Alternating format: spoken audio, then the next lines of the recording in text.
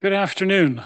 Lovely to see you all on this beautiful Saturday afternoon. My name is Chase Robinson, and I am the director of the Smithsonian's National Museum of Asian Art, America's first national art museum. Thank you so much for joining us today, both here on site as well as online, where many are attending as well. I'm, of course, especially grateful to our speakers who are forsaking their weekend to spend some time at the museum to share their perspectives and indeed, as you'll be hearing, their stories.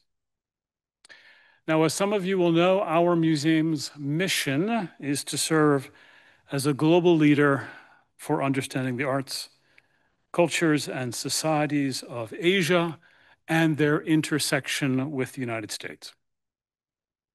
We advance that mission in any number of ways, but one is by redoubling what is now a century-old commitment to protecting cultural heritage.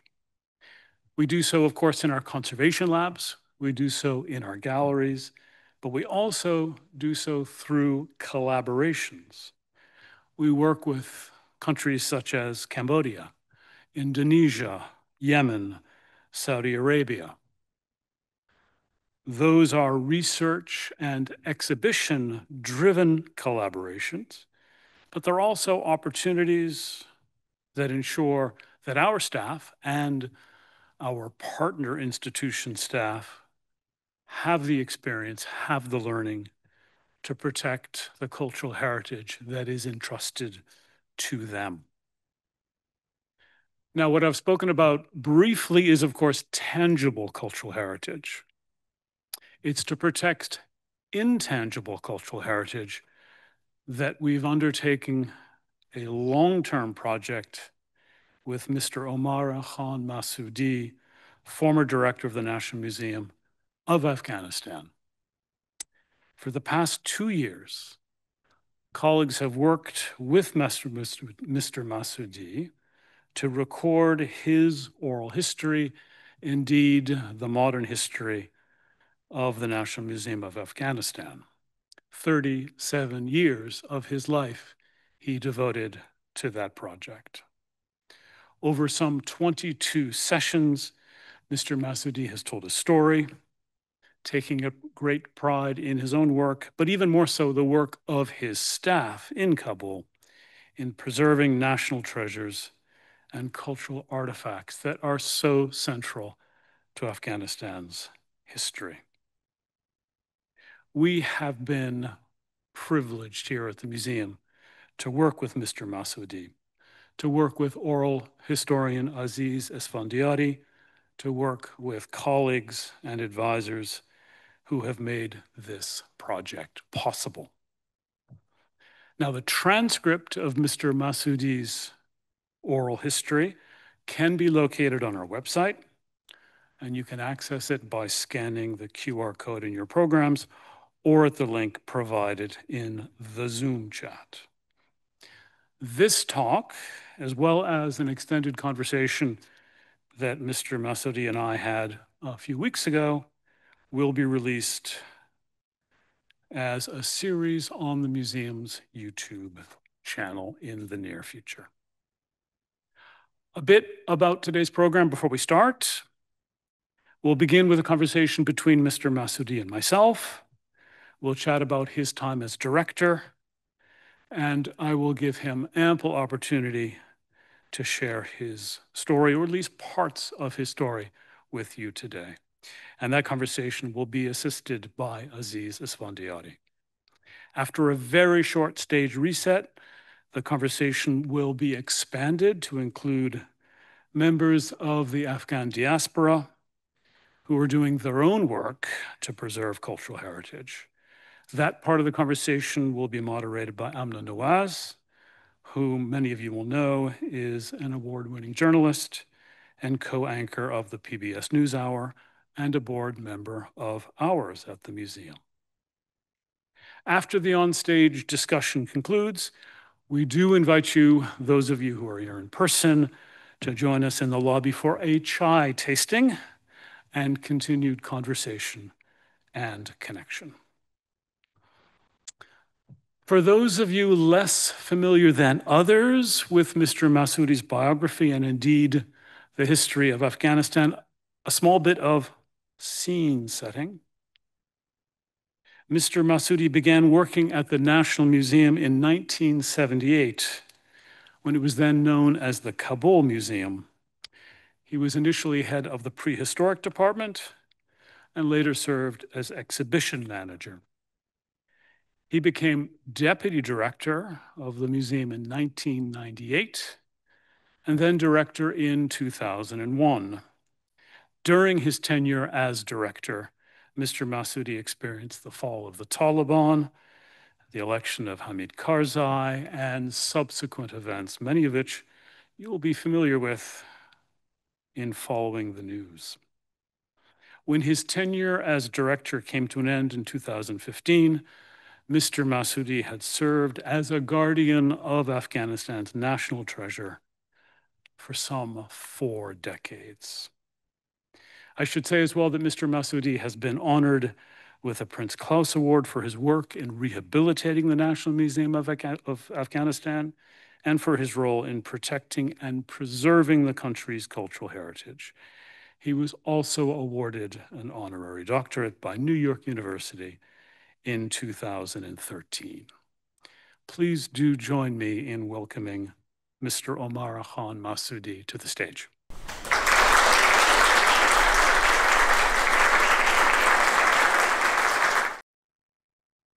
Wonderful to see you again, Mr. Masoudi. This has been a great privilege of mine, indeed an honor of mine, to get to know you a little bit, to work with you, and to have this opportunity to celebrate your extraordinary contribution. مسعودی صاحب باعث افتخار است که دوباره شما را می‌بینیم و خوشحال هستیم که باعث زمینه آشنایی بیشتر فراهم شد و با شما کار کردیم. تشکر آقای دایرکتر. خوشحال هستم که امروز در این محفل بسیار بزرگ اشتراک دارم. جا دارد که از آقای پروفسور چیس رابینسون و همکارای عزیزشان به مناسبت برگزاری مراسم تشکری بکنم و جا دارد که از مهمانان عزیز خوش آمدید بگویم که در این محفل تشریف آوردن، خصوصا در این روز رخصتی افتخار بخشیدن. امیدوار هستم که چند لحظه که با هم هستیم وقت بخیر بگذره. It's a pleasure to be here. I thank you to Mr. Chase Robinson and to all those who organized the event and all those you took the time and came here today. I hope that this will be a wonderful time for everybody. Let's start with a fairly broad question, if I may. The history of this museum is roughly parallel with the history of the National Museum of Afghanistan. The National Museum of Afghanistan was founded in 1919. We opened our doors in 1923. Speaking myself as director of a national museum, I'm acutely aware of the special responsibilities that come with looking after a country's heritage.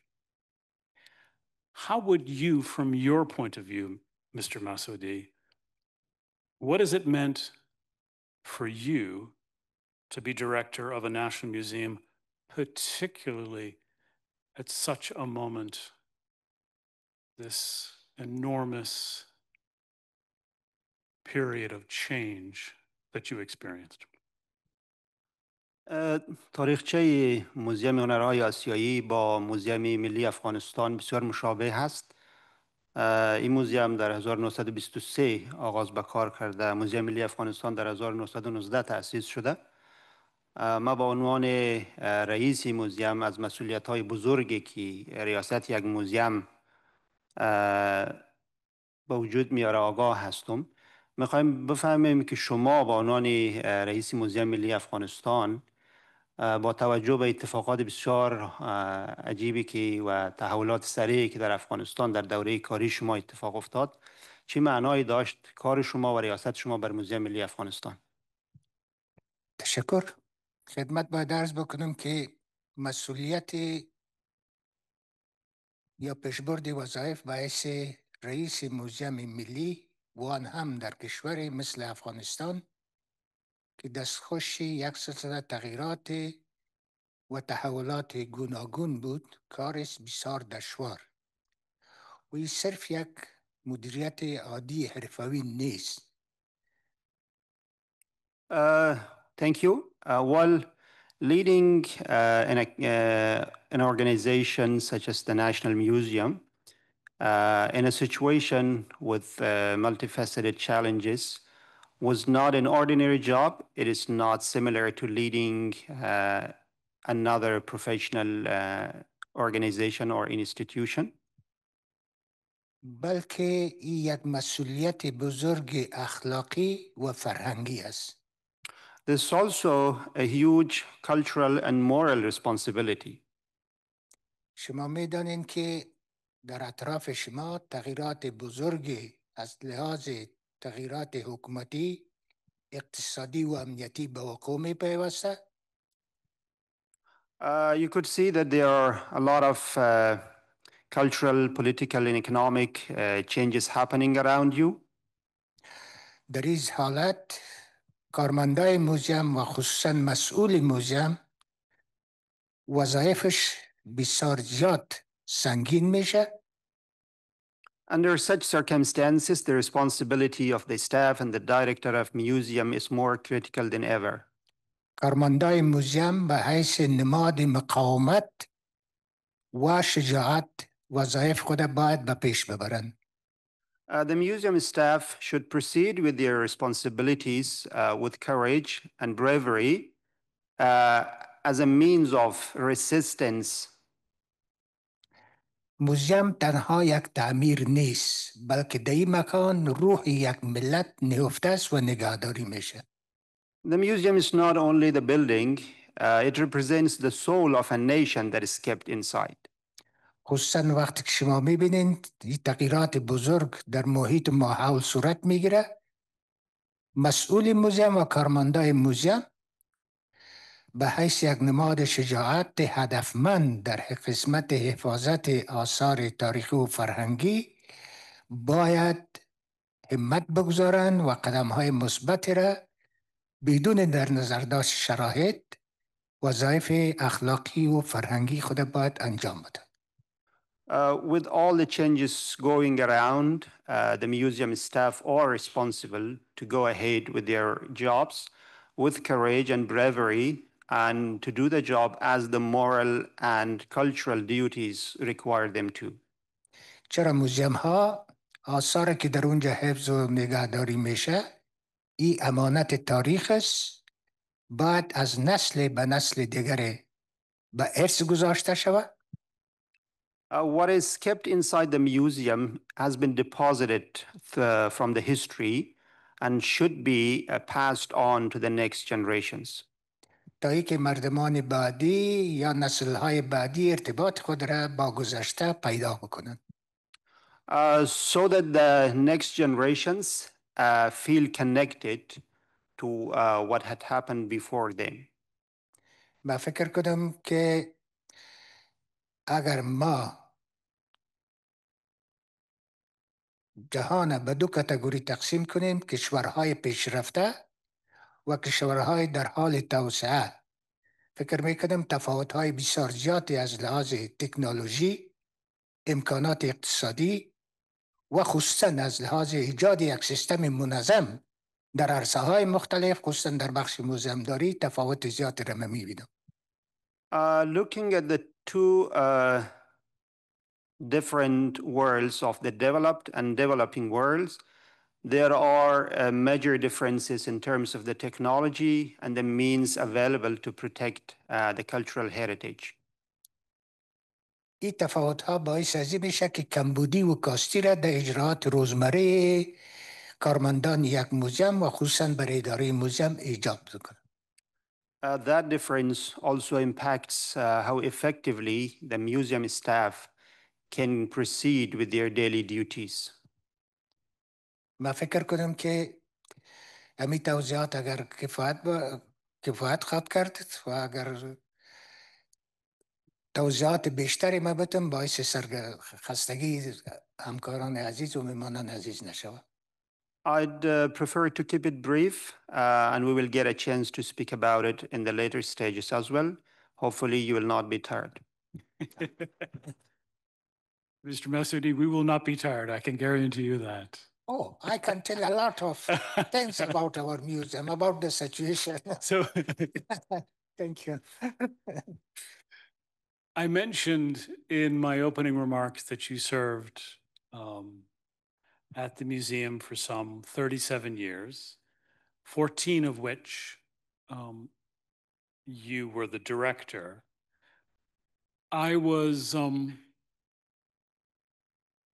found compelling all of the oral history that you provided, but one story really stood out for me.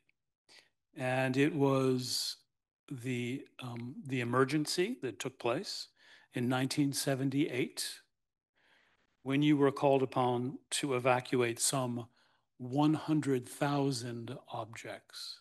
To give you some sense of scale, our collection is a little bit less than 50,000 objects. The prospect of evacuating 100,000 objects is extraordinary. And so perhaps you can share with the audience that extraordinary feat that you accomplished. میگم در صحبت‌های آغازین خود در مورد سالهای زیادی که شما در موزیم ملی افغانستان کار کردین اشاره کردم و از جمعی سالها 14 سال شما مسئولیت رهبری موزیم را به عهده داشتین. داستانهای زندگی شما و کارتان در موزیم همه تاثیرگذار هست، اما تیکه‌ای از قصه کارهای شما که بر من بیشتر از همه تاثیر گذاشت حالتی هست که شما تحت شرایط مجبور میشین حدود 100 قطعه آثار از محل به محل دیگه منتقل کنین. برای که ما حجم بزرگی پروژه را و این کار را بفهمیم میخوایم اشاره کنیم که تمام آثار کلکسیونی که ما در این موزیم داریم کمتر از 50,000 هست. لطف کنین اگر به این داستان بپردازین و ای که دستاورد شما و کارمندای موزیم چی بود؟ تشکر.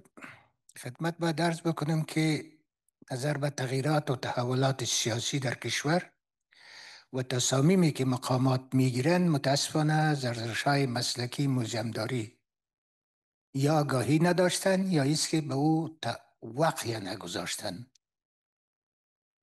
Unfortunately, under emergency situations, the political leadership are sometimes making decisions that are either not rooted in awareness or seems that they are not paying enough attention to the situation. دقیق به یاد دارم در سال 1978 وقتی که هدایت داده شد که آثار موزیم از تعمیر اصلیش به یک مکان دیگه در داخل مرکز شهر انتقال داده شود و این هدایت هم طوری بود که باید به سرعت هرچی سریعتر این انتقالات باید صورت بگیره. I remember that in 1978, there was a decision that the whole artifact and the collections should be moved from the original museum to somewhere in the center of the city in the fastest manner. موزیم در او زمان بیش از 100,000 قلم آثاره. اگر پارچه هایش حساب شود ممکن به صدها هزار پارچه برسه. ما ناگزیر شدیم که همکارای موزیم به همکاری اعضای انستیتوت محترم باستانشناسی افغانستان طی یک برنامه منظم به این عمل اقدام بکنه. There are more than 100,000 items If every single piece is counted, it would be hundreds of thousands. And in coordination with the Institute of Archaeology of Afghanistan, we planned and decided to do the job. از یک طرف مقامات هدایت میدادند که هرچی سریعتر آثار انتقال شود. کارمندای موزیم با دقت بیشتر با امکانات بسیار محدود مواد باربندی و امکانات تکنیکی دست به اقدام به انتقال آثار زدند. We were told that we needed to act fast, but the problem was that there were limited equipment and facilities we had access to. There were non-standard packaging, but we still had to do it. بسیار مشکل است که این حرکت در مدت زمان کوتاهی انجام شود. It was very difficult to do it in a short period of time. اما چیزی که به نظر من بسیار مهم بود استقامت، احترام به مسلک، علاقه به آثار فرهنگی اعضای موزیم بود که با دقت تمام کار میکردن و هر نوع مشکلات در قسمت انتقال، باربندی و راجستر شدن از آثار همت گذاشتن و ما باید دارم که تا نواختای شب الا 12 و 2 بجه شب ما به داخل موزیم کار میکردیم تا اینکه آثار فردا بر انتقال مساعد بسازیم. But what made it possible was the professionalism, the resilience and respect that the museum staff had for their job and for the collections. So we continued working as long as 12 a.m. and 2 a.m. با وجودی که امکانات محدود بود این عملی که کارمندای موزیم انجام میداد و به شمول خودم هر قدم مثبتی که برداشته میشد ما نیرو میگرفتیم. چرا؟ ما احساس مسئولیت میکردیم که با دقت باید کار صورت بگیره و هیچ نوع صدمه با یک پارچه کوچک آثار در هنگام انتقال صورت نگیره.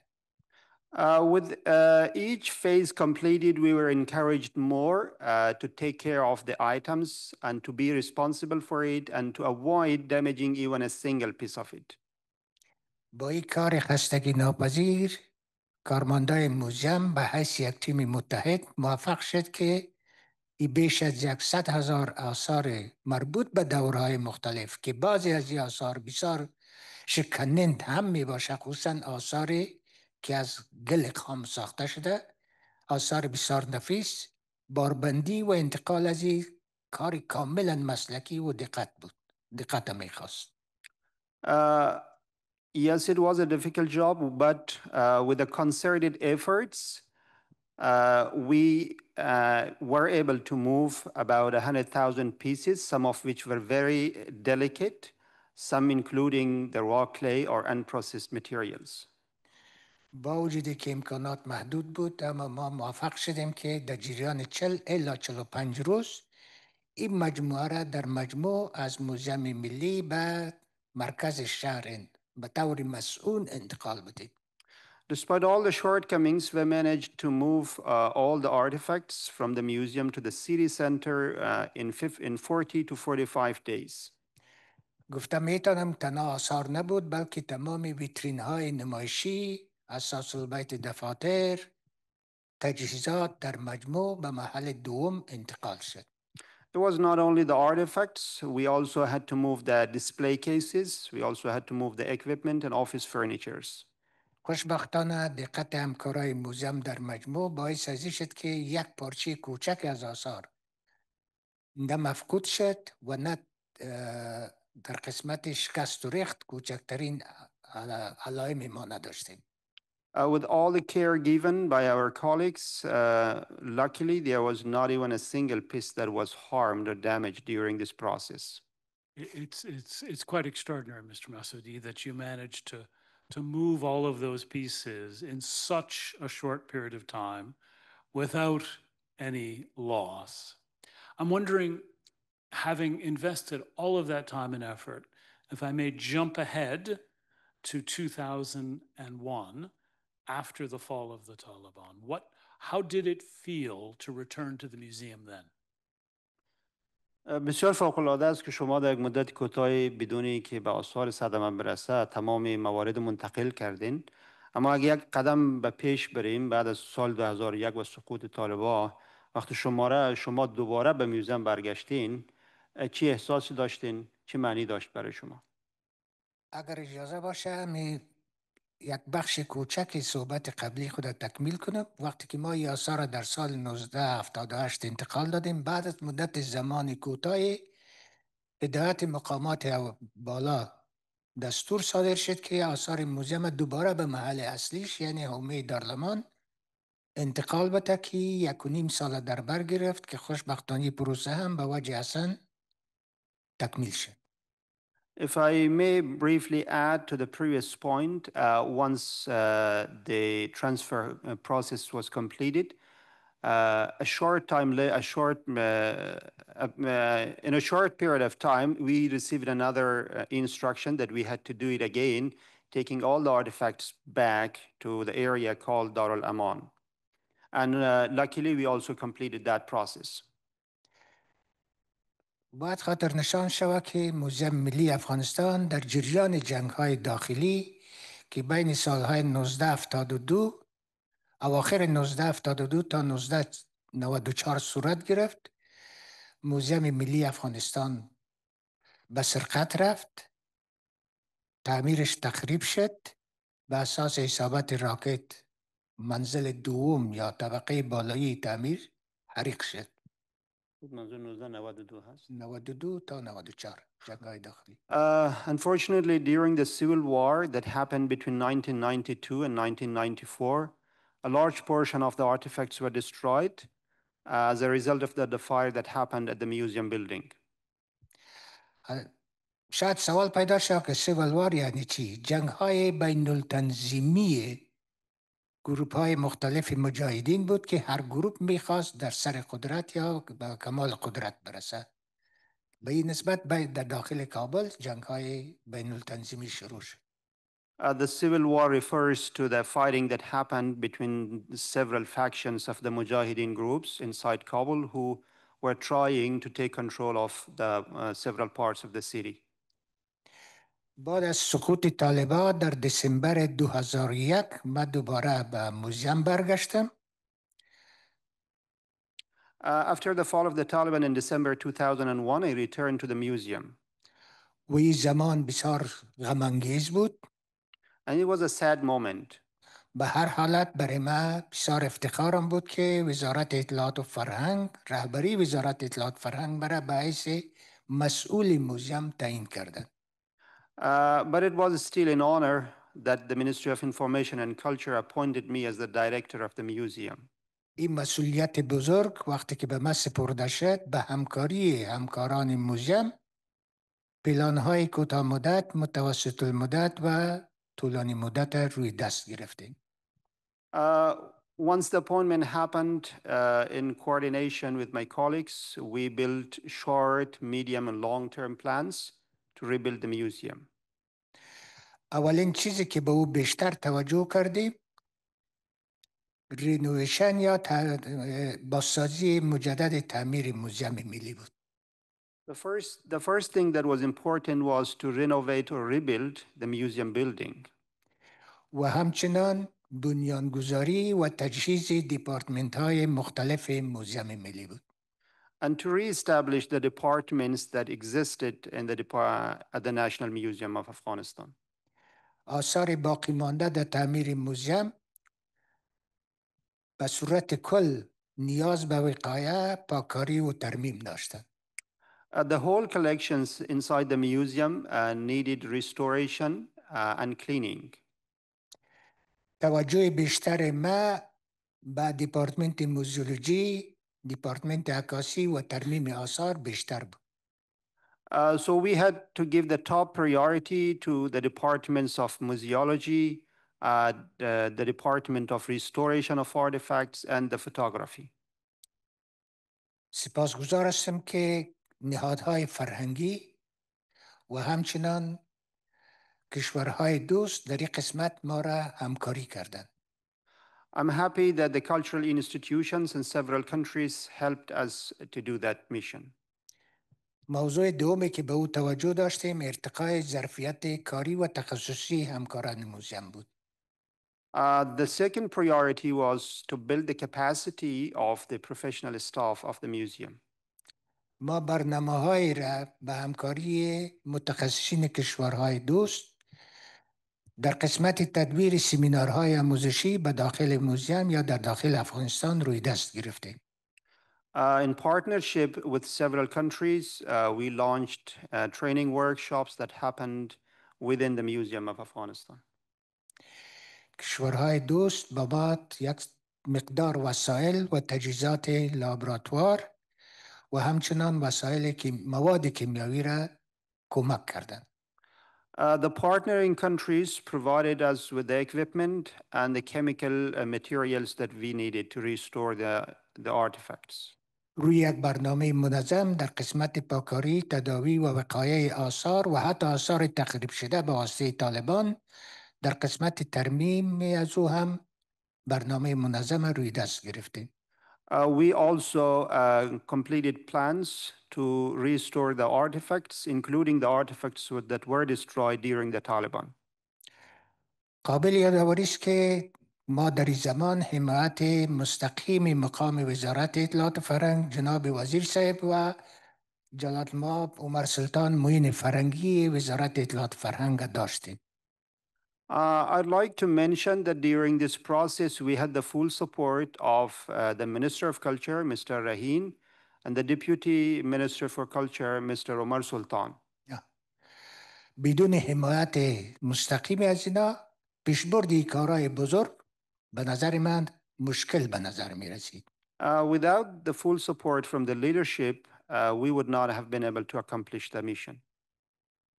ما در جریان یک سال تانستیم که بیش از 360 اثر تخریب شده به واسطه طالبان دوباره ترمیم و به نمایش بگذاریم.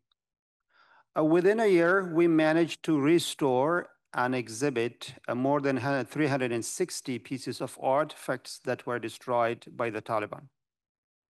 همچنان آهسته آهسته با جلب کمک‌ها در قسمت به نمایش گذاشتن آثار هم پلان‌های منظم را روی دست گرفتیم. We also built plans to raise funding and to absorb financial support. با گذشت هر سال نمایشگاه موزیم ایجاد میشد. Almost every year we had an exhibition launched at the museum. ما تانستیم که یک نمایشگاه بین المللی آثار موزیم خارج از کشور هم روی دست بگیریم. We also had the opportunity to launch an international tour of the museum collections across several countries. خصوصا گنجینه مهم باختر با یک تعداد آثار نفیسی که طرف توجه جهانیان قرار گرفت از 2006 یک نمایشگاه بین المللی آثار حفظ‌شده موزیم ملی افغانستان را ما روی دست گرفتیم که به تور بین المللی آثار رفت. The most important collection that was exhibited at several international exhibitions was the Bacterian Treasure, which included several fine jewelries from the past. این نمایشگاه که از 2006 شروع شد تا 2019 تقریبا در 29 موزیم در 13 کشور به یک تور بزرگ و طولانی و در 4 قاره جهان به نمایش گذاشته شد. 29 موزیم. In 2006, the journey began, and the museum and the exhibition went on up to 2019. The artifacts were displayed in 29 museums in 4 continents and across 12 countries. و بیش از 4 میلیون بیننده مستقیم داشت این نمایشگاه. The exhibition had 4 million direct visitors. More than 4 million. More than 4 million. ساری ساری. خوش میکنم. همچنان این نمایشگاه یک مقدار عاید مالی هم داشت که حدود 350 میلیون افغانی عاید کرد برای افغانستان یا برای موزیم ملی افغانستان. The exhibitions also brought some revenues for Afghanistan, which was more than 350 million Afghanis. مردم افغانستان به حیث کشور جنگ زده نشناسند، بلکه با این معرفی ای آثار دیدی کسایی که مستقیما از این نمایشگاه دیدن کردن ذهنیتشان تغییر کرد. افغانستان به حیث سرزمین ترور و دهشت و انفجار بم نه، بلکه به حیث یک کشوری که تاریخ یا گذشته پاری نداره، از لحاظ ارزش‌های فرهنگی و هنری واقعاً به گذشته افغانستان اینا پی بردن. People who visited the exhibitions, they did not only saw Afghanistan as a place of terror, assassination, and bombing, but they also noticed the rich history of Afghanistan and the glorious past. این نمایشگاه در قسمت استحکام روابط موزیم ملی افغانستان با موزیم‌های معتبر این رابطه هرچی نزدیکتر ساخت و زمینه همکاری را مساعد ساخت. The exhibition also served as a point of partnership, as a source of connection between Afghanistan, the National Museum of Afghanistan with the world museums. موضوع دیگه که ما به او بیشتر توجه کردیم برگرداندن آثار غارت شده افغانستان هم از داخل و هم از بیرون افغانستان بود. The other important task that we had was the repatriation of the artifacts that were out of our access, either inside Afghanistan or beyond our borders. با در نظر داشت الحاق افغانستان با کنوانسیون‌های بین المللی یونسکو و عضویت افغانستان در پلیس اینترپول ما تانستیم که یک لیست معروض به خطر آثار قدیمی افغانستان در 2005 ساخته شد. Thanks to Afghanistan's membership at the UNESCO International Conventions and Afghanistan being a signatory to the Interpol, a member of the Interpol, we managed to develop a list of the artifacts as named as the red list, or the artifacts at the extinction risk. همچنان اداره موزیم موفق شد که در 2011 یک تفاهمنامه را بین موزیم ملی افغانستان و بریتیش موزیم به امضا برساند. In 2011, we managed to sign an agreement between the National Museum of Afghanistan and the British Museum. در روشنی این تفاهمنامه ما تانستیم بیش از هزارها پارچه آثار غارت شده افغانستان به همکاری بریتیش موزیم و پلیس اینترپول و از لندن به افغانستان برگردانیم. Thanks to this agreement, we managed to return thousands of artifacts with the coordination and partnership of the British Museum from London to Afghanistan.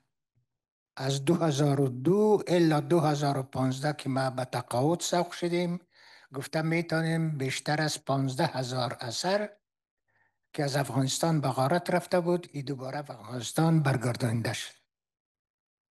Beginning in 2002 until 2015 when I retired, I can say that more than 15,000 artifacts that were stolen or taken out of the country were repatriated to Afghanistan. یک موضوع دیگه که به او باید اشاره بکنم در 2012 اداره موزیم موفق شد که یک تفاهمنامه را با اورینتال انستیتوت آف شیکاگو یونیورسیتی به امضا برساند که در روشنی تفاهمنامه انستیتوت شرقشناسی یونیورسیتی شیکاگو موزیم ملی را در قسمت دیجیتالایز ساختن آثار باقی مانده موزیم ملی همکاری بکنند. In 2012, the Afghanistan Museum signed an agreement with the Oriental Institute of Chicago University, based on which the university have supported the Afghan Museum to digitize the remaining artifacts. ای دیجیتالایز ساختن یا ای اینونتوری آثار در مجموع در جریان 3 سال تکمیل شد. The digitization and reinventorying process completed in 3 years. یک فرصت بسیار خوب بود برای موزیم ملی و خصوصا برای اعضای موزیم ملی که در این پروسه اینا آموزش‌های مسلکی و تکنیکی را آموختند.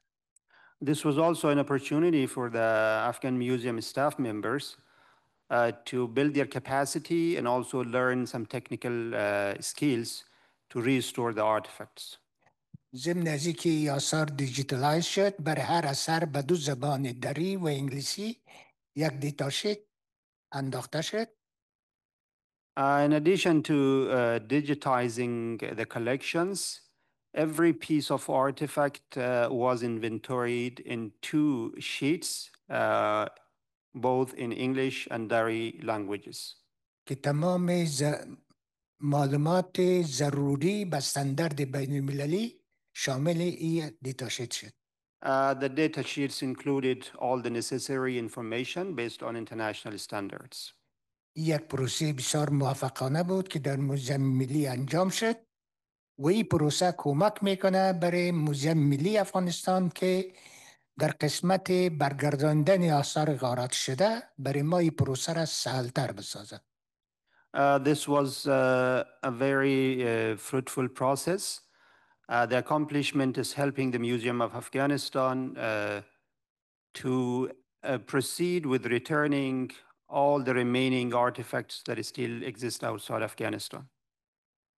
من سپاسگزار هستم که کارمندای موزیم ضمن ارتقای ظرفیت کاریشان تانستند که پروسه را به اکمال برسانه و یک موضوعی که من به او باید اشاره بکنم ایجاد سیستم کوریتور در موزیم ملی افغانستان است. I thank all the staff members who contributed to this process. And the other important achievement we had was establishing the curator system in the Museum of Afghanistan. سابق ما یک سیستم گونه یا قدیمی داشتیم که او را ما به نام تحویلدار یا کی هولدر سیستم میشناختیم.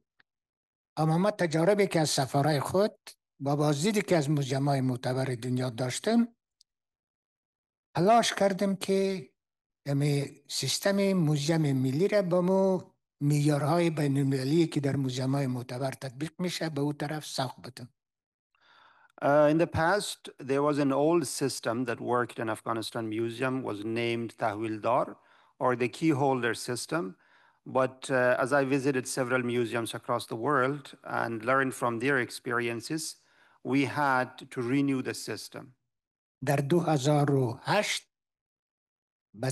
به طور رسمی نظر به پیشنهاد و حکومت شورای وزیران و تصمیم دولت سیستم کی هولدر به سیستم کوریتور تبدیل شد. In 2008, with the formal approval of the Ministers' Council, the system changed from the key holders into the curator system. خوشبختانه ما جوانایی که بک‌گراند تحصیلیشان آرکئولوژی بود در موزیم استخدام کردیم به همکاری مقام وزارت و اینا تانستن در مدت زمان کوتاه این مسئولیت با وجه اصلا قبول بکنه و اجرات بعدیشان به وجه درست انجام بده. Luckily, with the support from the ministry's leadership, the students who had graduated from archaeology were recruited at the museum, and in a short period of time, they managed to take over the responsibilities. ضمناً در جریان این سالها ما موفق شدیم، شخصا من موفق شدم که برای کارمندای موزیم از 2003 به بعد کورس‌های آموزشی زبان انگلیسی و کامپیوتر در موزیم ایجاد بکنیم.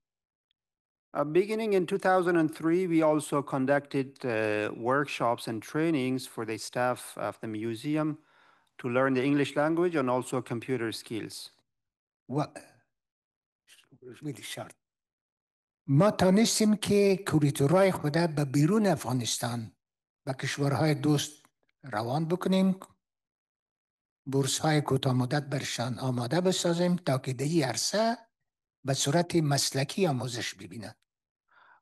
We also provided a scholarship for our curators to go study abroad to renew and build their capacities. و همچنان کورس های آموزشی زبان انگلیسی و کامپیوتر بسیار مفید بود که تمام کارهای موزیم از 2012 به این طرف کامپیوترایز شده. متاسفانه ما کامپیوتر و زبان انگلیسی را یاد نگرفتیم. من مصروف کارهای خود بودم. Luckily, the English and computer courses proved to be very fruitful. From 2012 onwards, the management system at the museum was computerized, but it is unfortunate that I don't have access to either of them. حال پشیمان است که من چرا می کورسای انگلیسی و کامپیوتر را تعقیب نکردم.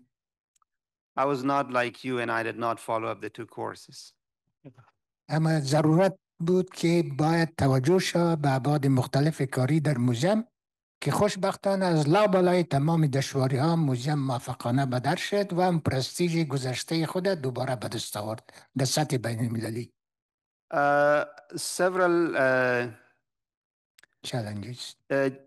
Yeah, we had to go through several plans to help the museum restore its past glory. With the help of the museum staff, we overcame the challenges. این معلومات بسیار مختصر بود، مسائل زیاد است. به خاطر جلوگیری از جای وقتی را مختصر گفتم. There are many more things to talk about, but I kept it brief. Sorry, Mr. Chase. Thank you very much. So I have two closing questions. And the first is to ask you, having spoken as you have of your extraordinary accomplishments, are you optimistic about the future of the museum now? Perhaps you can share with our audience the state of the National Museum now and your optimism for the future. دو تا سوال پایانی داریم. با توجه به وضعیتی که در حال حاضر وجود داره، آیا شما نسبت به آینده موزیم ملی افغانستان امیدوار هستید؟ ما فکر میکنیم تابع اوضاع سیاسی و امنیتی در کشور است. امیدوار هستم که وضع امنیتی و ثبات سیاسی در کشور به وجود بیاید.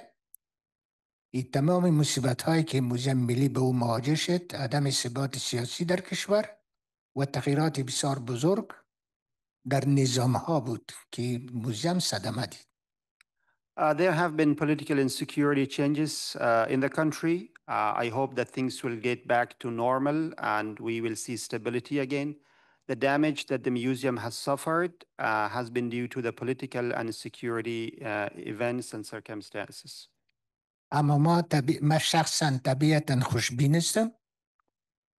هر تحول، هر تغییر از لحاظ مثبت میبینم و با جوانایی که در موزیم استخدام شده ما به اینا باورمند هستم. However, I remain optimistic. I see the positive side of things and I believe in the young professional cadre that has been recruited in the museum. چرا در این شرایط دشوار در کشور ما نسل جوانی که به وجود آمده در انبوه مشکلات ها اینا تلاش کردن آموزش ببینن و باید در خدمت انجام کارهای مثبت در عرصه فرهنگی خصوصا در موزیم باشند. The young generation has gone through so much. They have been educated with several layers of difficulties, so they should be able to serve the country. اما ضرورت ازی هست که سپورت شوه اینا از زاویه‌های مختلف. آسیب‌هایی که متوجه موزیم هست مسئولیت نظام حاکم خود بود، اما کارمندای موزیم هم متوجه حساسیت‌های موضوع باید باشد. However, they should be supported There are several vulnerabilities at the museum, and this is the responsibility of the ruling authorities to take care of it. However, the staff members should also be observing and considering the delicate nature of the changes. با در نظر داشت شرایط سیاسی و امنیتی کشور، مسئولیت مسئول موزیم و همکارای موزیم اینمی است که باید توجه بیشتر به حفاظت آثار، مسئولیت آثار در هر نوع شاعر داشته باشه تا یکی امانت تاریخ به نسل‌های بعدی به وجه حسنش انتقال بده. Given the political and security situation, the top priority of the director and staff of the museum should be to protect the collections and pass this important piece of history to the past, to the next generations. Final question, Mr. Masoudi, and then we'll take a short break. If you were to give one piece of advice to someone entering the field of cultural heritage or the museum world, what would that piece of advice be? یک سوال آخری رو میپرسیم و بعد یک وقفه میگیریم. اگر قرار باشد شما یک نصیحت بکنین به یک کسی که تازه میخواه به عرصه میراث فرهنگی کارشان شروع کنه، اون نصیحتتان چی خواهد بود؟ من میخوایم در قسمت نقل قول بکنم بر رویت یک اثر موزیم ملی که او مربوط حوزه باستانی آی خانم است. در قرن 3 قبل از میلاد ای حق شده بر روی سنگ، در اونجا نوشته شده که شامل 5 سطر است. 5 سطر است. I want to quote something from a very important piece that was found in Ay Khanum site and dates back to the 3rd century before Christ. And it has 5 lines. سطر اول میگه در طفولیت خوب تربیت بگی. The first line says, in childhood, have a nice upbringing. در جوانی اتکا به خود داشته باش. During the young age, be self-reliant. در پختگی راست باش. سطر سومش میگه. When you're an adult, observe the integrity. سطر چهارم میگه در پیری ناصح خوب باش. And when you get old, be a good advisor. سطر پنجم هدایت میده که بیغم از جهان خواهی رفت، یعنی رستگار خواهی شد. And the final line says, and thus you will leave the world with peace of mind. بناهن در روشنی اثر که برای ما به ارث مانده، هدایت یا توقع ما از همکارای موزیم خصوصا از نسل جوانی خواد بود که این مسئولیت بزرگ فرهنگی را خود دقیقاً درک بکنن و در حفاظت آثار سخت کوشا باشند.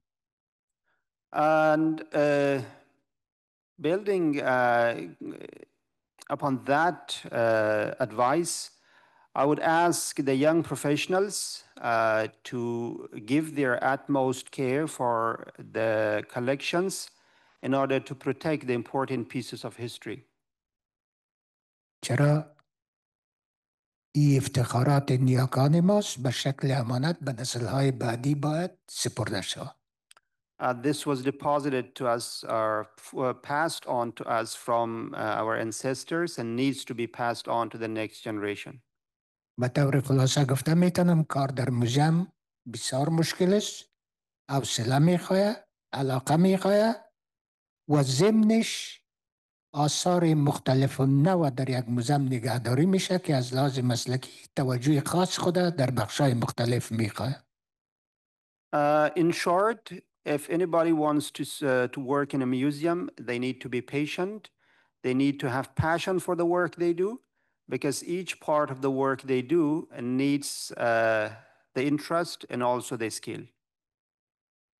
در نتیجه گفته میتونم که همکارای موزیم به حیث تیم واحد متحد علاقمند به مسلک تحت رهبری دایرکتور موزیم باید عمل بکنن و موفقیت تمام مسئولین موزیم ها را من میخوایم و میدانم که این مسئولیت رهبری موزیم کار ساده نیست.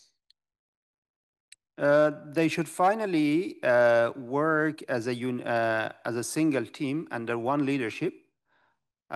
And I know that this will be a challenging task. I wish every person working at the museum well. و این چالش ها در کشورهای رو به انکشاف بیشتر است نظر به کشورهای متمدن. ما آرزوی موفقیت به برادر خود آقای چیس رابنسن دایرکتور موزیم ملی سمیتسونیان آرزو دارم و تشکر میکنم در نهایت در قسمت تدویر این مجلس امروزی. The challenges in the developing countries will be much more than the developed ones.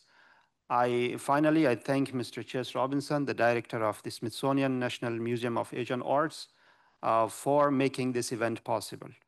اگر سوالای دیگه داشته باشه من در خدمت برادر بزرگوار هستم.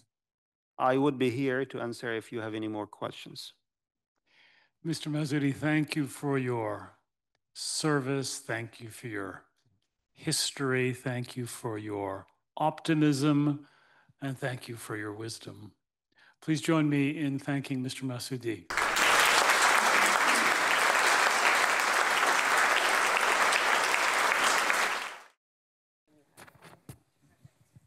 Okay. Hello. Good afternoon, everyone. We can do better than that. Good afternoon, everyone. That is what I like to see. I'm Amna Nawaz from the PBS NewsHour. I am delighted to be here. Thank you. Delighted to be here, not just as a part of the community here at the museum, but also to be able to witness that extraordinary conversation between Dr. Masoudi and Chase Robinson. Please join me in thanking them again for that inspiring talk. Incredible storytelling to come from my three panelists here. If you'll allow me for just a moment to do brief introductions, and we're going to jump right in because I can't wait to hear their stories either. To my immediate left is Omar Sultan. He served as Afghanistan's first ambassador to Greece in 2018 and 19. That was after his long tenure as Deputy Minister of Information and Culture in Afghanistan. You heard Dr. Masoudi, of course, reference his service and their time together. He's represented Afghanistan in multiple international forums across the globe, championing peace, cultural heritage, and social development. Please join me in welcoming Omar Sultan.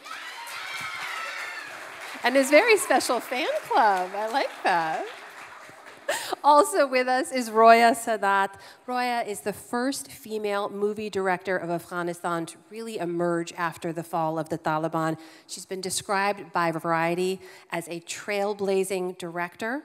And her work, including Afghanistan's 2018 Oscar submission, which was called A Letter to the President, has earned global acclaim, including numerous prestigious awards, and continues to create impactful work in exile. Please join me in welcoming Roya.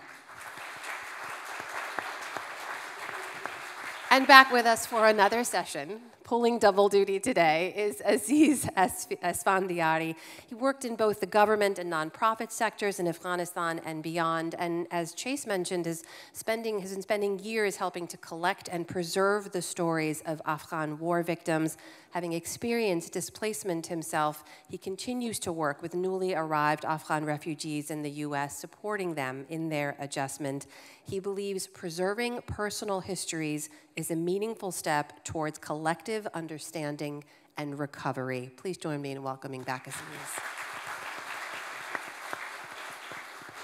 So let's just jump right in then. And Mr. Sultan, I'll ask you to kick us off here. Tell us about how your experience, professional and personal, growing up, where and how you did, how it led you to this work, to efforts to protect and preserve Afghan culture and cultural history.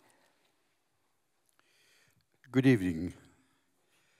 First of all, I would like to thank you, Mr. Robertson, and the Smithsonian Institute to invite me here to talk here. It's my honor. To be honest with you, when I finished high school, so I went to medicine school. But in PCB, which biology, chemistry, and physics. But when I went downstairs and then saw all those dead bodies, I went back and said, my mom, I cannot do this.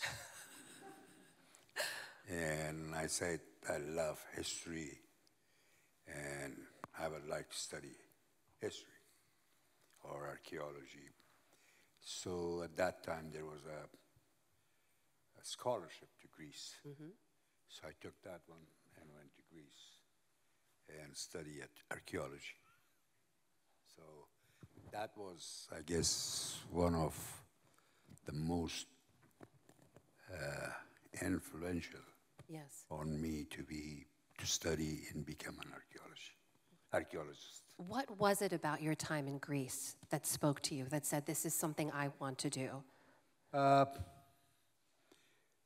believe when I went to tours and seeing all those archaeological sites, and especially my professor Andronikos, he was actually the one that I saw him as a leader.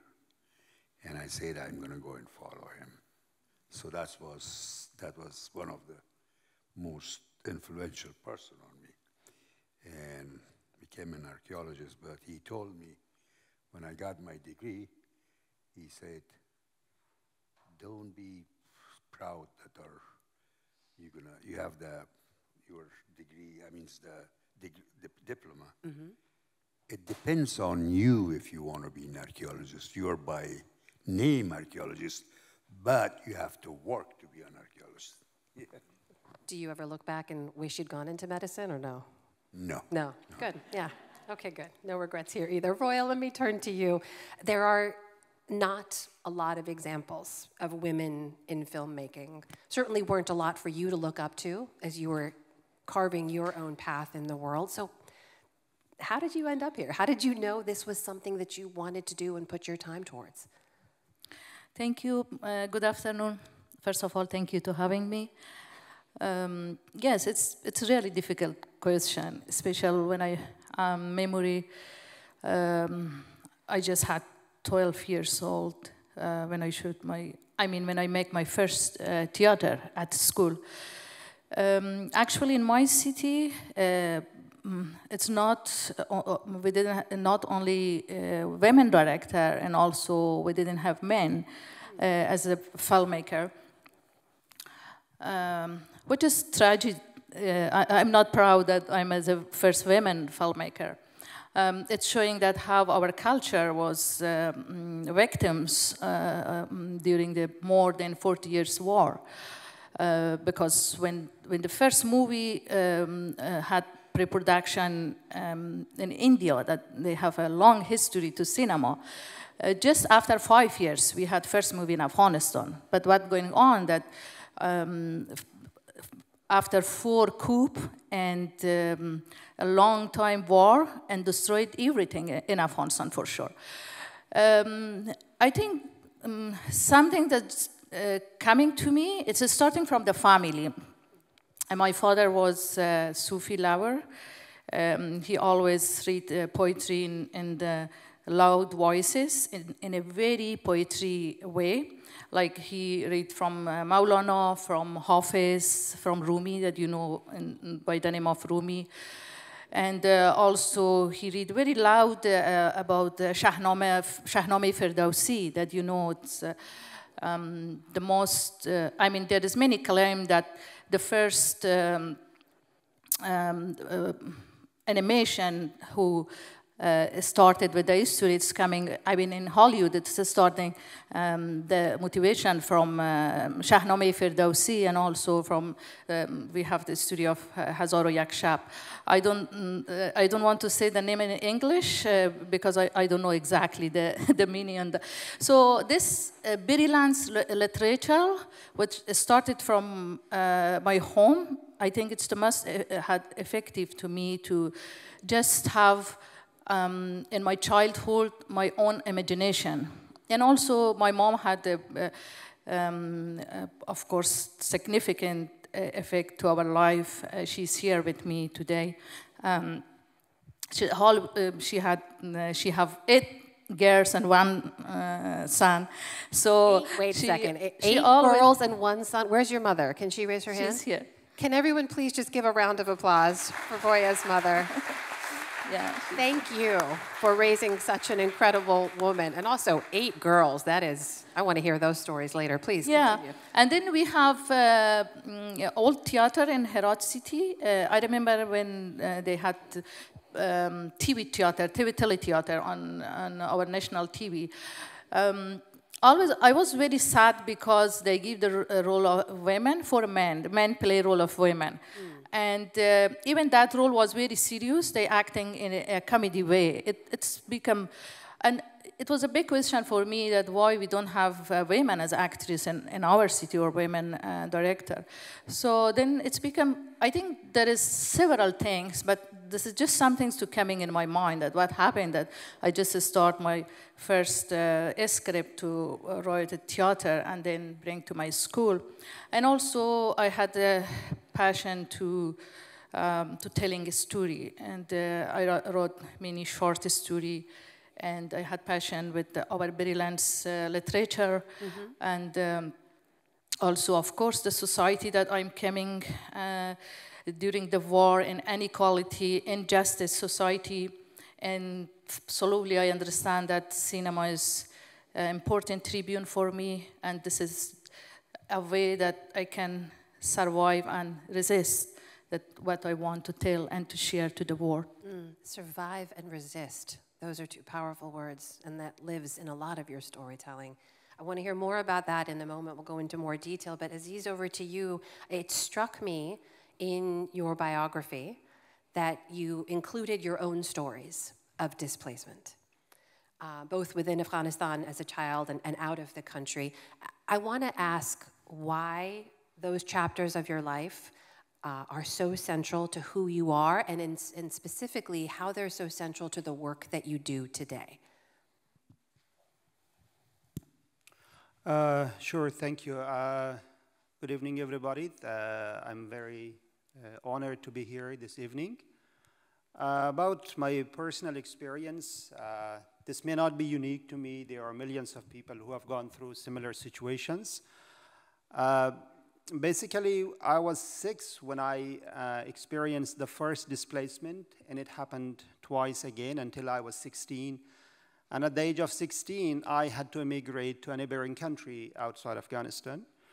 That formed several layers of identity. At the beginning, when I was a kid and when I was in my early teenage years, I used to hear stories from the family members, from the community, about what the previous generations had gone through. Coming from a province that witnessed one of the most horrific massacres in the late 19th century in Afghanistan, my father talked about his father and his grandfather who in the 3 or 4 generations ago had been massacred, their lands taken away from them, they were enslaved. So it created a sort of us versus others.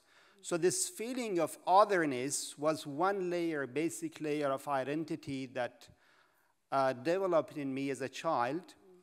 But once I moved out of the country during the first Taliban rule, I sensed a different layer of identity, and that was living as a foreigner in a different country.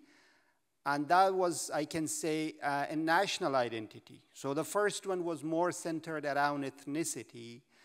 The second phase of life was more in national identity. And it may not be unique to me, as I said before.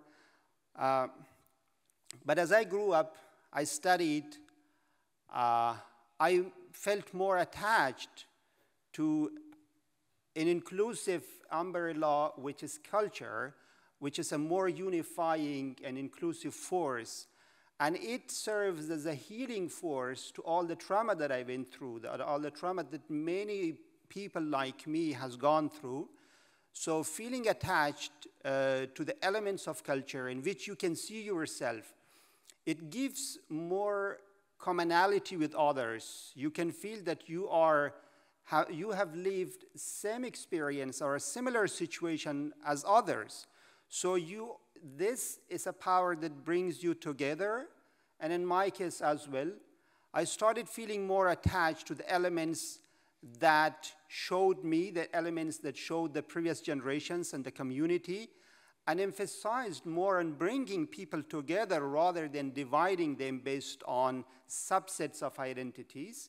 So this is basically the story of my displacement and the immigration and how it has impacted my identity up until today. And as you say, it's a story so many people can relate to, right? But the details are what matter here. And Mr. Sultan, I'll ask you to pick up on where Aziz left off, this idea of culture as something that pulls us together, not just across different details of our lives, but also, as you have noted, across generations.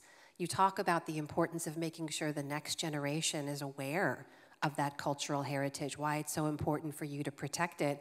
And though I'm not asking you to speak directly to your grandchildren who are here, talk a little bit about that generational connection. I believe that, I worked to preserve and save the culture for the future.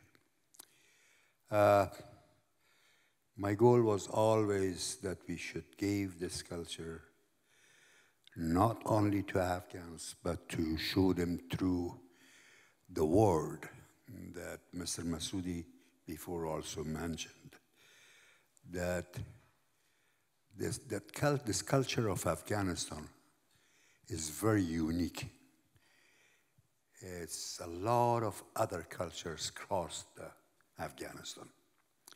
So one of my goals was to go and show the exhibition everywhere to tell the people that Afghanistan is not Talib, Afghanistan is not Bukra, and Afghanistan is not only fighting, but we have a culture that we are proud of it, and we would like to share with you in order to understand Afghanistan and Afghans. Of course, with the ideas and everything else, with Mr. Masoudi, Laura Tedesco, we actually, I said, we have to go and do something at the museum. Bringing some kids and show them and then tell them this is your culture. It's belong to you. And just right now keeping it safe for you, but it's actually, this is for you. You see, actually children has a lot of influence on their parents. So we brought them, and then everybody was just, the museum, they were telling them that this is belong to you, this is your culture, you have to save it. And then, of course, they went to their parents. I went to museum today, and I saw a lot of artifacts. The Director General of Museum says this is belong to you, and you have to save it.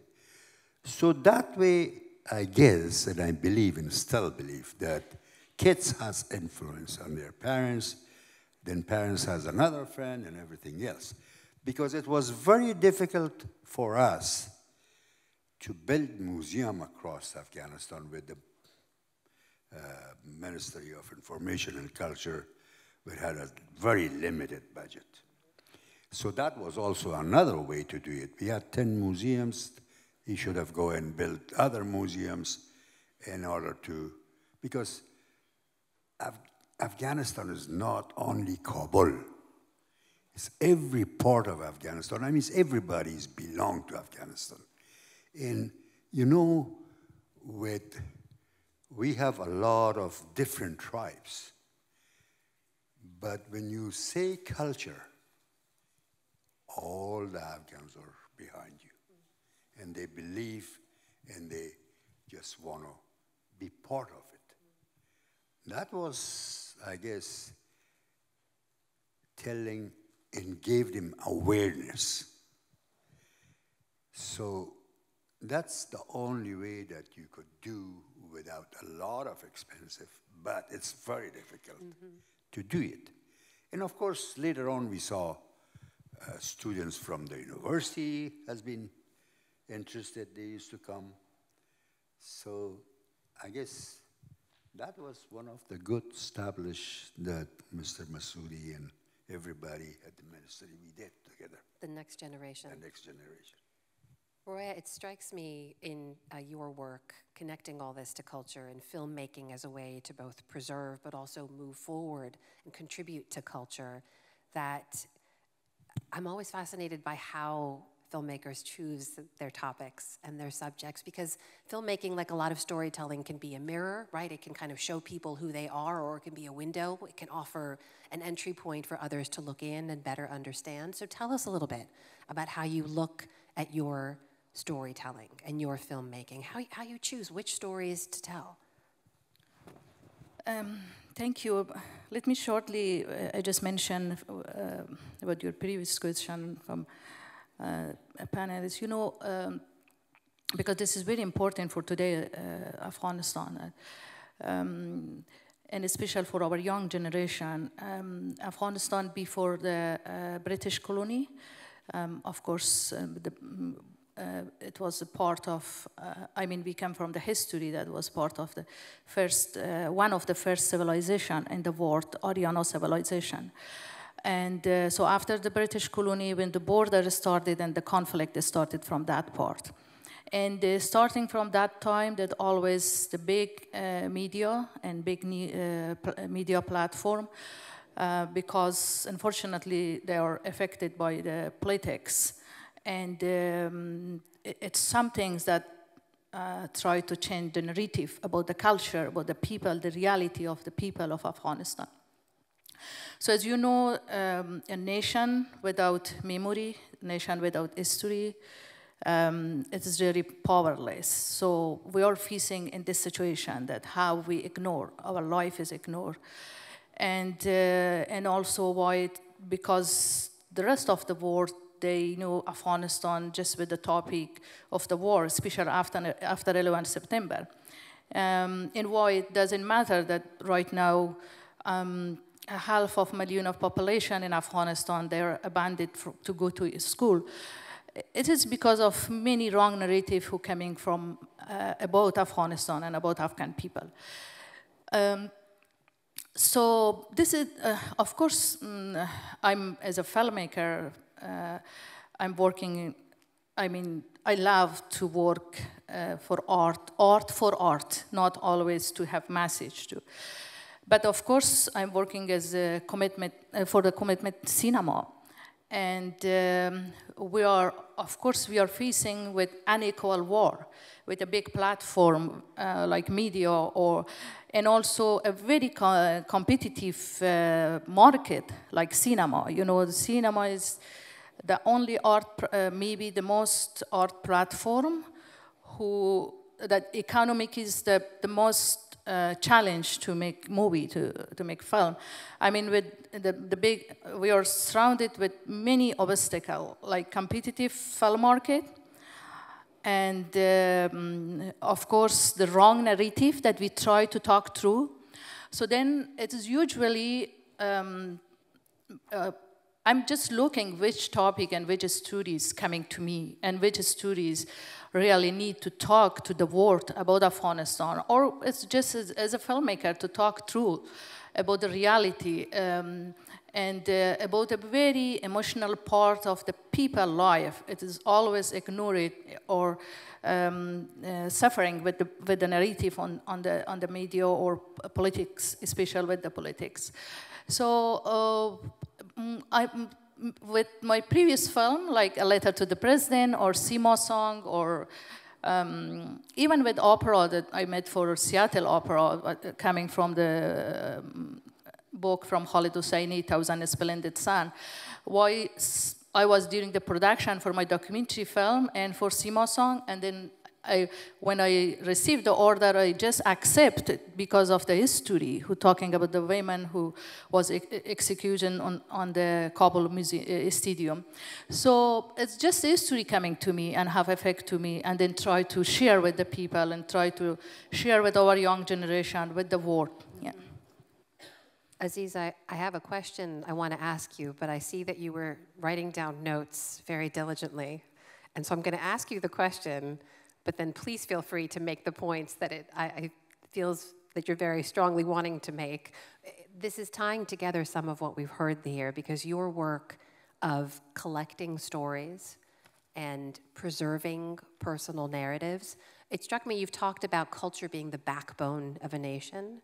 And so I wanted to ask you to tell us a little bit more about the work of collecting those stories, how you get people to share those details, and where those stories fit into the larger cultural history and the memory, as Roya said, a nation without a memory is a nation without power, where that fits into the story of Afghanistan. And then please feel free to go to your notes as well. Thank you. Yeah, no, I was actually writing down some important points that was raised here. Yeah. Mr. Sultan already touched upon the inclusivity of culture. Storytelling also fits into this whole architecture. There are several elements that have kept the culture alive in Afghanistan. One of them is the storytelling. Mm-hmm. I have been privileged to have the opportunity to speak with hundreds and thousands of Afghans during the years, and to collect their stories. However, there are two things that I believe is differentiated. Storytelling has been a tradition that has been kept on throughout generations in Afghanistan, but is separate from the oral history as a modern method of collecting information and primary data. In Afghanistan, that is quite old, but the oral history is pretty new. I have worked with many generations. I have worked with people at different circumstances. Recently, the wave of Afghans who were evacuated from Afghanistan after the 2021, I had the opportunity to speak to hundreds and thousands of them. Their stories all come together into the narratives that are defining our identities and that we feel connected to. So by hearing their stories and listening to them, we find out that there are so many things that this whole nation is carrying and they have in common. This is a legacy that has been passed throughout generations. And right now, they are mostly, at least given the circumstances, mostly focusing on the longing, the nostalgia, and the loss that they have had.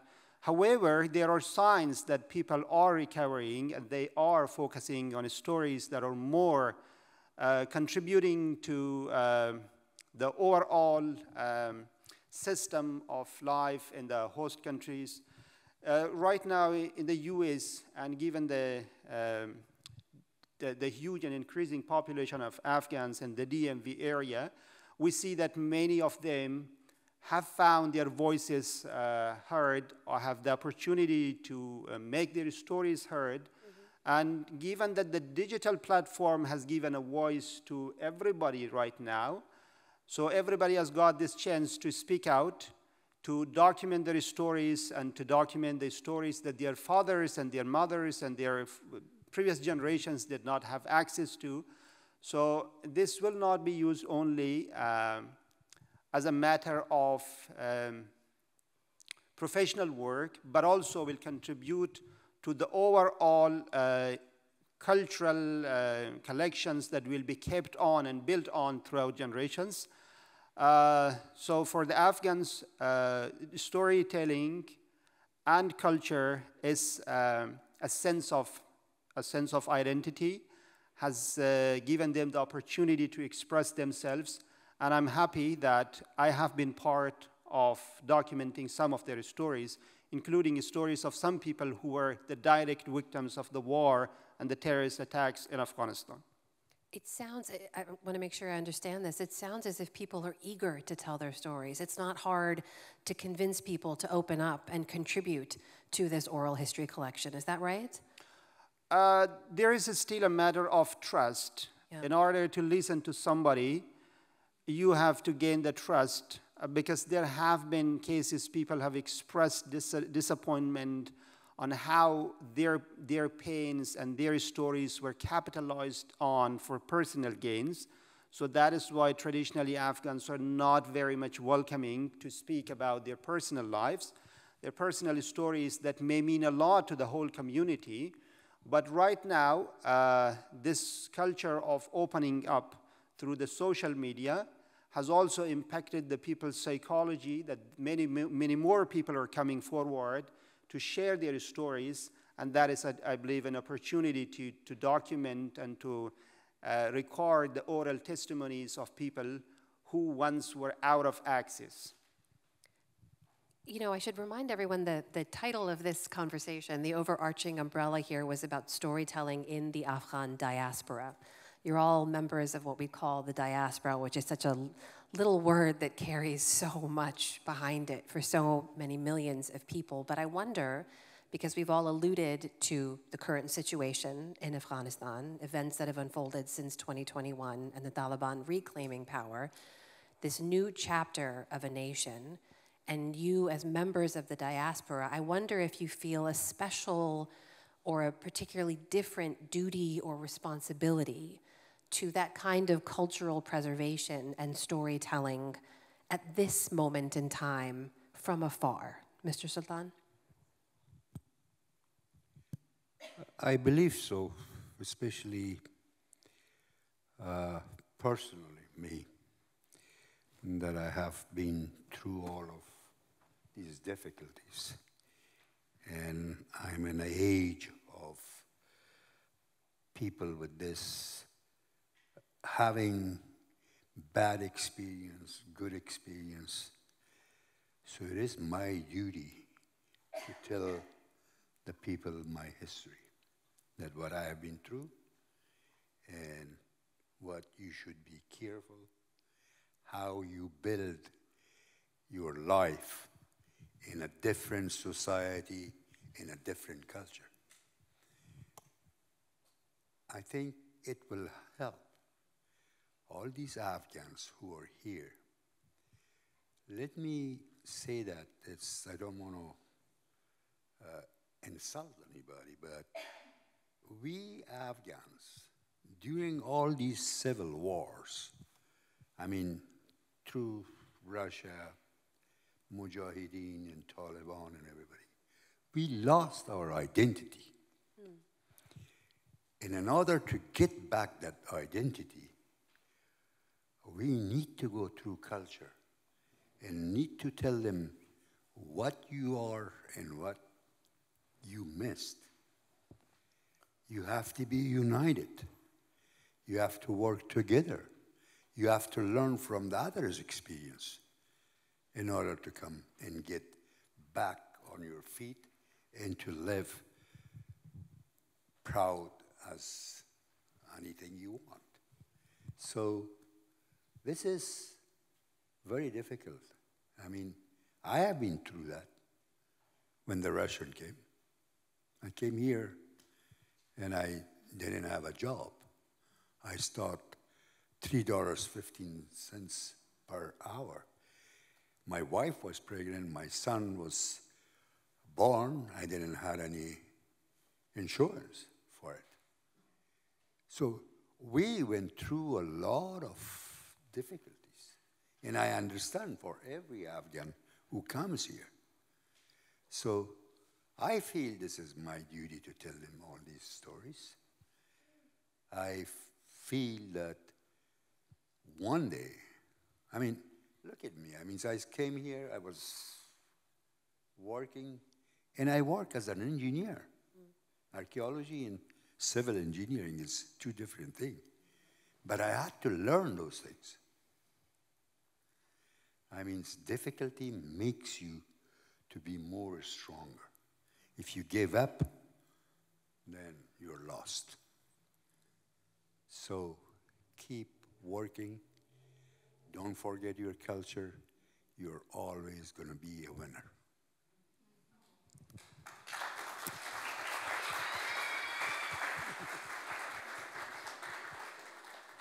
Roya, what about you? How do you look at this moment in time for Afghanistan and your work, your storytelling right now? Yeah. So I think for me, diaspora is spirit. Like at the right moment, you're as a young generation, you came after long struggle, and you became a part of the change in your society, and you become a movement to your society, and all of you, all the educated people, all the knowledge experienced people, suddenly they push to go to exile, and we call diaspora. It means they diaspored to different country, different places, without to have any choices, without any choice to, of course, it's totally different experience when I living in Afghanistan, and then I decided to go to another country to learn about different culture, or for some fun, or for some bring some change to my life. It is totally different when you pushing to go to exile. And on the other hand, you're coming from a land that you carry with yourself all the pain and tragedy every moment in your life. I think diaspora in Afghanistan is totally different from any refugee or diaspora is living around the world. Because at the moment, every morning, when my daughter, she's right now here, when she prepared to go to school, I'm just imagining many young children that they're just wake up in the early of morning and have a simple hope to give their bag and notebook and book and go to school. So we are carrying this pain with ourselves. And at the same time, you know better that, of course, some people, they're just analyzing that the lifestyle is different. I mean, in the West, in Afghanistan, the people should be happy, the people should.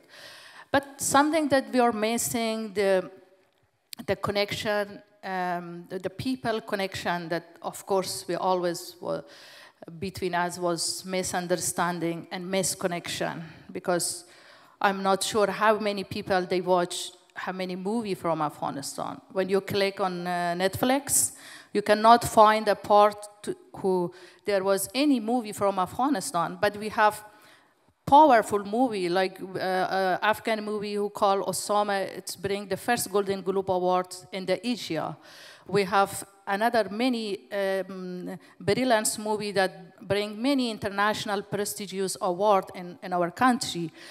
But even at the big platform, they're looking for some things to be. I mean, it's some things to need to have a little bit censorship with all this truth that we're telling in our story and what's going on in the world. So we're really in unequal war right moment as an artist, as a filmmaker. So I'm, of course, maybe if I'm talking about myself, I'm in a very good stage at the moment. My 2 film release and going to many film festival, and I have this tribune. I'm talking with the people in different country. But at the same time, I know how much we pay as a diaspora since we leave Afghanistan. When I go to Seattle, I went to for 2-3 weeks with my husband and kids, because that time the Taliban was starting target attack to the artists, to the journalists and activists. And I was during the production making a documentary film about the peace negotiation for women who was a part of peace negotiation with the Taliban. So we had planned to go from Kabul to Seattle to just do the contract with the Seattle Opera. And then I suggested for them that I want to go back to Doha to continue with my filming. And also I have another film on the production stage. I want to go back to Kabul, and then I want to do the production of opera between Kabul and Seattle. Then I was on the first day of the meeting. I see the news. I see there is 20 calls from my sister. And I just see a short video that Talib came on the city, in Herat city, and with a gun, and he asking from the people, like, where is the police station? It was like the country became a gift in the hand of the Taliban. Even their soldiers didn't know where is the police station. So, and that moment was very hard for me to sit on the meeting, and then, so finally, and I remember when I leave Kabul, and my mother said that you should close the curtain because the sun is not good to come to the carpet, Afghani carpet. They're very, so they're expensive, they're very valuable carpet. So you should close the curtain. And I said, Mom, don't worry, we will come back after 1 month. But it's about 4 years. I'm very sorry.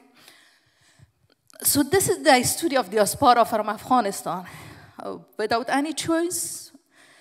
And still, of course, we have our voices, we have our struggle, and also we are looking behind of us. I'm as an artist, I'm not only behind of me, just to Afghanistan as a country.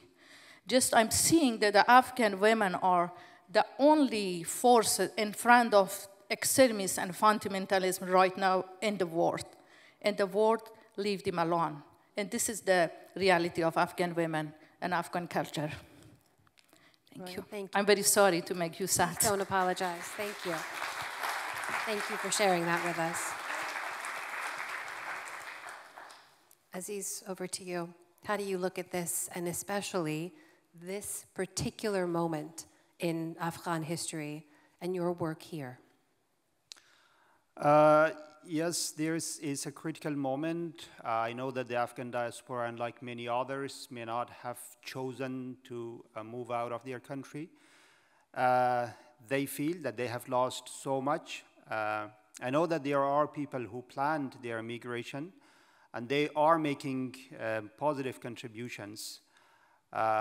Even right now in the United States, I see that the Afghan diaspora has started integrating into the society, contributing to the local economy.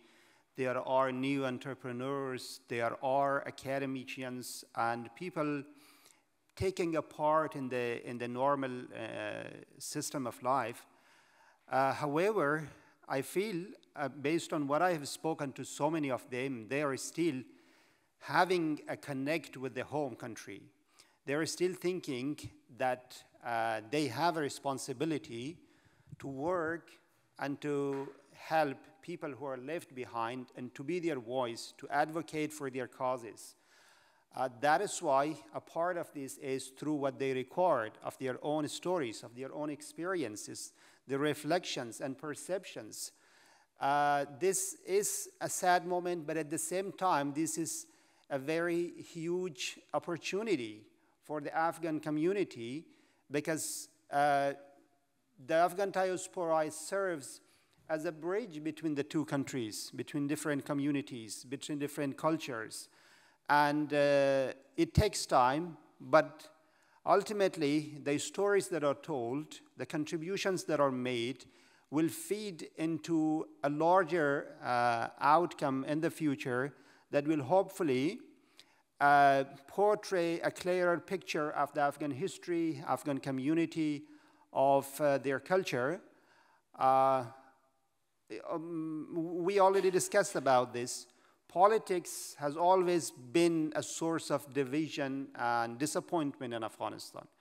But on the other side, there are so many good cultural elements to be proud of.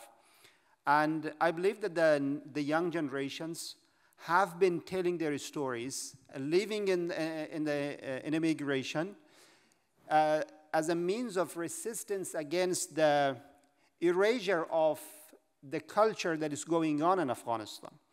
You know that the governments have not traditionally treated the culture and the cultural elements with kindness.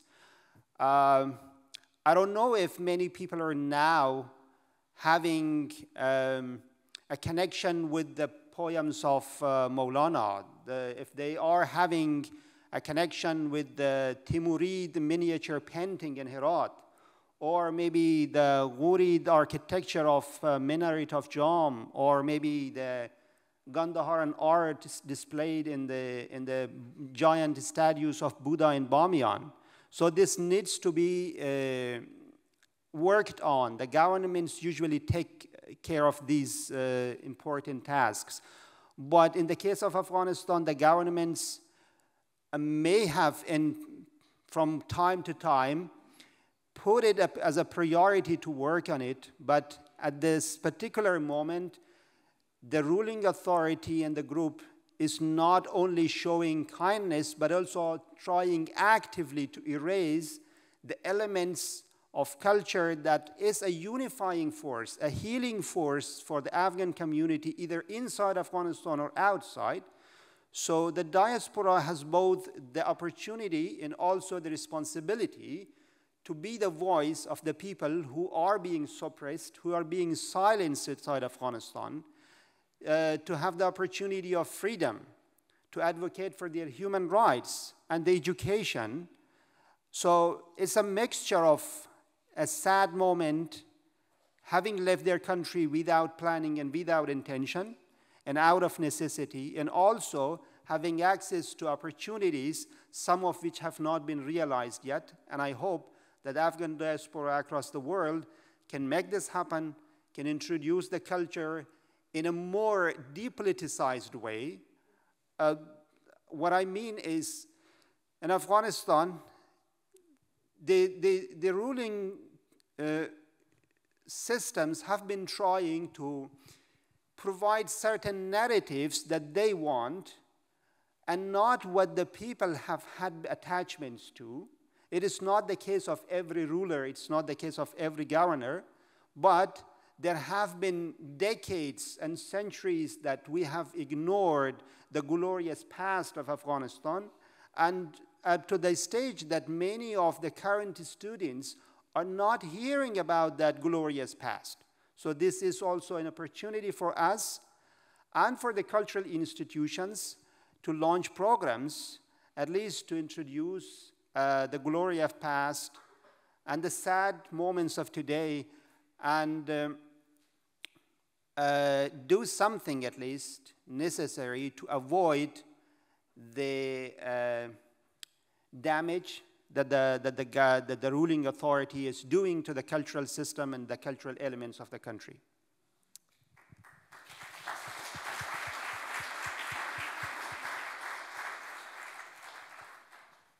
I think we have time for just a couple of quick questions. Thank you to the members of our audience for sharing these.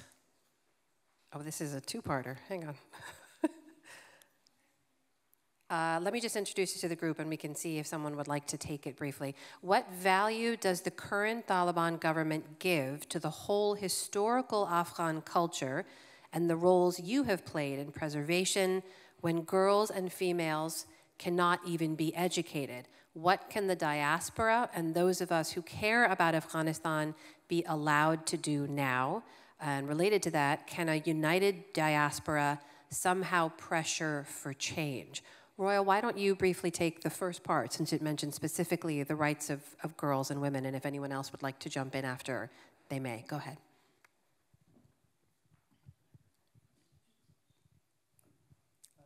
So the question again is more about with the rollback of rights for women and girls, what can the diaspora and those of us who care about Afghanistan do right now? And specifically, can the diaspora pressure for change on the ground? Yes, sure. Not only diaspora. Everyone. I mean, not only Afghan people. Activists, I know many friends of me, filmmakers, artists, they have their own voices. They try to send a statement for the people they are in contact with, the policymakers, with the people who are in power, and still they listening for the people. I mean, right now, you know, education don't know the time. It's passing 4 years. It's very important to support underground education. There is many associations and underground school and activists who are working for girl education in Afghanistan. And of course, there's the people, especially the women, try to criminalization is the gender apartheid, to recognize in Afghanistan abandoned school is a crime. So then this is an important reason to recognize in Afghanistan is gender apartheid is going on. Not only they abandoned the school because, you know, they abandoned the women voices, women go to work. And even last week, the new statement coming, they are collected all the women, the books who was writing by women writer. I mean, they're not only afraid the women come in society, even from the women taught. So this is really dangerous, how this fighting is deeply with the women in Afghanistan. Of course, diaspora can be united to support right now the women education, try to send letter for the people who listen for them about gender apartheid to Afghanistan. And bigger on this, if he talks about the politics, of course, it's need to have a big sanction with the Taliban. And of course, how this country and this nation can be continued with the extremist group like the Taliban. Mm-hmm. This is not the consequences, not only for Afghan people, it's for the rest of the world, because you cannot believe the ideologic people with the paper like peace agreement that it's happened in 2020. Yeah, I want to mention, because the before question I become too much emotional. You know, the importance way that we survive in Afghanistan is education and culture. So it is the second time I'm coming to the museum. We had film screening. We have the first premiere for Sima Song last month here. And I become also very emotional, and I did crying for my country. So it means that here is the right stage for the people to share their story, to talk about their culture. And you had today, the museum have event because the publish of research and history of Mr. Masoudi that is really very valuable for me. Deeply thanks for your efforts, deeply thanks for your supporting for Afghan culture. And this is the things that we really needed, this connection, this understanding. As I mentioned before, our biggest problem is a misunderstanding from that part of the world and misconnection. Thank you. Thank you for that. There are actually two very good more questions. If you don't mind, Aziz, I'll come to you on this one, and then Mr. Sultan, I'll give you the last word on this question on the back. But Aziz, to you, you mentioned the Bamiyan Buddhas. Someone has asked a question about them, noting they were demolished by the Taliban during their first reign of power. They also write that, I read the smashed remnants have been recovered, and there's an effort to reconstruct the statues outside Afghanistan. Is that true? Probably Mr. Sultan would be the right person to address that, but still, that was an unfortunate incident. It is deeply setting. And this shows the incompatibility of the Taliban ideology with the cultural elements of the country. I know that we have several periods throughout history that has magnificent artifacts, that has left magnificent artifacts behind. They may not have treated the Buddhist era or maybe the pre-Islam era kindly, but they have not also taken care of what belongs to the Islamic era. The giant Buddhas in Bamyan were supposed, as what I know, were supposed to be reconstructed with the help of the UNESCO. Mr. Masoudi knows about better, and Mr. Sultan knows about it. However, there were some meetings, conferences held. The fragments were recollected. I witnessed the site, and I saw that the pieces were actually piled on top of each other. So far, there has not been any, at least confirmation that it was supposed to happen during the previous government. And for now, there is no hope, and there is no possibility that it will happen. Mr. Sultan, would you like to add anything to that, about that effort? When I was there, and Mr. Masoudi was there, with UNESCO and everybody else, we were against reconstructing the Buddhas. Because, you know, something that has been buried there, and artifacts for years and years, it was not impossible to reconstruct and put something that today we have built and put it there. That was not right. One of the ideas, which we, of course, was to be built a museum in Bamyan, which actually, and the Koreans paid for it, and they built the museum.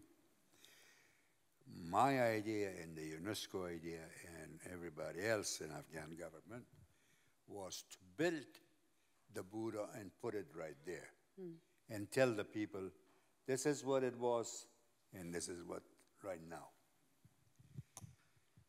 For me, I may go a little bit, just I will tell you one story. When I was with Mr. Masoudi, first time that we had the exhibition of the lost treasure of Afghanistan in Bonn. In my interview, somebody says, what do you have to say to Taliban? And I'm saying it right now. At that time, I said, as long as I'm over there, you break it and I fix it. And as long as I live, if they break it and if I live, I go and fix it. To me, Taliban, I don't think so, that they don't know the elements of living in peace. And to be honest with you, they don't count on people. That's, I guess, they are the ones that they think that they are ruled or whatever. But history has showed us that all these, let's put Genghis Khan, he destroyed the whole world, isn't it? And he thought that he will never be defeated. In the history we have seen and we have witnessed that with force you cannot direct a nation. You have to be more with peace and understanding. I think they don't do it. So I hope they will learn one day that they're not going to be for a long, long time. So that will be a celebration for the Afghan people and Afghan women, which they are the one that they are suffering right now. Because of Taliban. Each of you plays such a critical role in preserving these stories and telling these stories, collecting these stories, making sure we are all aware and that another generation is aware. And you played such a powerful role here today in sharing all of that with us. So I thank you very, very much. Please join me in thanking Aziz Esfandiari, Roya Sadat, and Omar Sultan. Thank you all.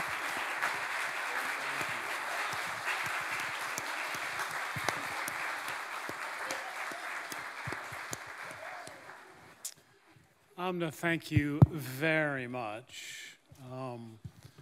I myself feel deeply educated as a result of this afternoon's program. Our guests have taught all of us a great deal about how culture constitutes nations and peoples and indeed selves and identity. So you have been teachers today.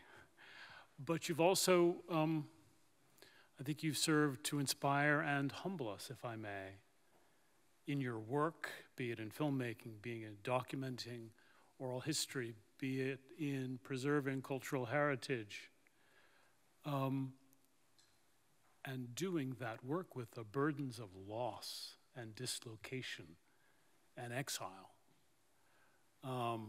That is no small thing to teach and inspire at the same time.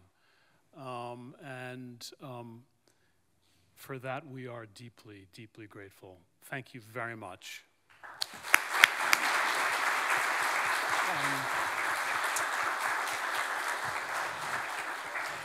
In the same note of gratitude, if I may ask the staff of the museum to stand up so that we can thank them. Please, please.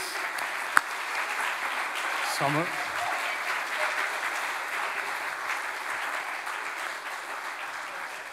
And I've asked you to stand up in part to express my gratitude to you, and I'm sure I'm expressing a collective gratitude, but at the same time, our ability to do our job in the museum depends entirely upon the input that you give us.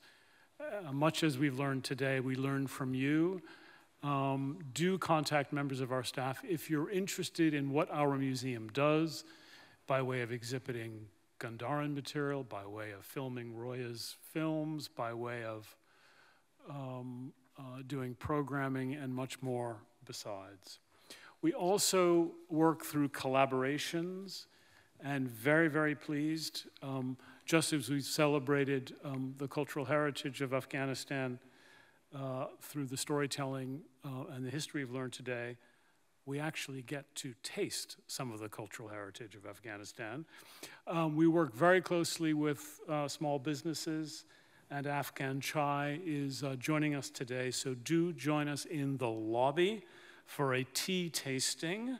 And I also commend to your attention a trunk show of textiles taking place next door in our adjacent building on B1, which is brought to you by Kandahar Treasures. Mr. Masoudi, members of the panel, thank you so much, and enjoy the rest of the day.